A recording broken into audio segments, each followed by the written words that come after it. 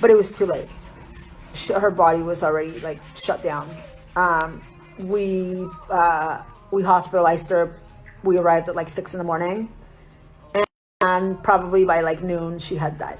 So I think everything I could, like, but what I learned from this is always trust your gut instinct, okay?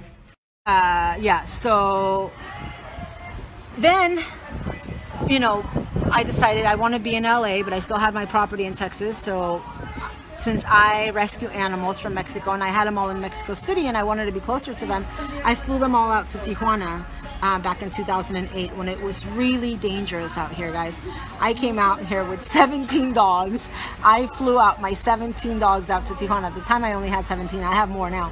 But at the time I had 17. So I started flying them out here. First I flew out 7 of them, and then the rest like 2 or 3 at a time. And now they're all here. And I really have none in Mexico. I have 2 little ones that somebody watches over there, but that's it. 2 little tiny ones. But yeah, I flew all my dogs out here because in Texas it was too hot. To me, it was not fair to them. They're not used to that, to bring them to Texas and try to, do anything in Texas with them. It was just ridiculous. So Tijuana is actually really nice. It's, average temperature is like 70s, 75 degrees. So now I have a lot of room for them. I have, one of my houses has a huge backyard, so I can have them all. Thanks, Mark. Thank you. I have a huge backyard, and so I can have all my dogs, and it's actually really cheap. Tijuana is actually still pretty cheap.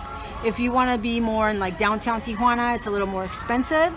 But if you want to be out, you could get a lot, beachfront lot, still for about 60, 70,000. Like, where in America, or really, could you get a beachfront for 70,000 and just build at your own pace and do whatever you want? You can't really do that anywhere else. So so now, that's given me a lot of opportunity. I am Mexican and I am American. I know those words and I know them well. I have lived in California, New York, Florida, Arizona, Pennsylvania, Texas, and woke up to dead bodies outside of my house in Tijuana. I have lived in Tijuana for 11 years. There is very little I have not seen. I wish some Americans would trust my judgment and experience more and protect themselves from what I personally consider dangerous. I have to be very careful over the next few days, especially in Mexico. You can't hire anyone to do anything for an amount that is coming from my over a decade of experience of living in Tijuana and being Mexican.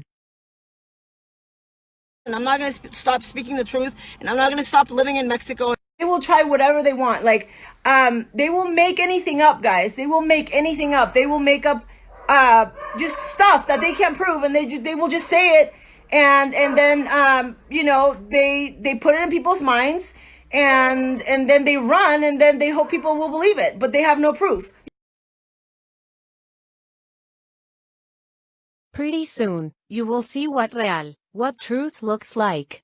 Without calling anyone names, bashing anyone, mocking anyone, making anything up, blocking people, or threatening anyone to say what we want them to. Truth.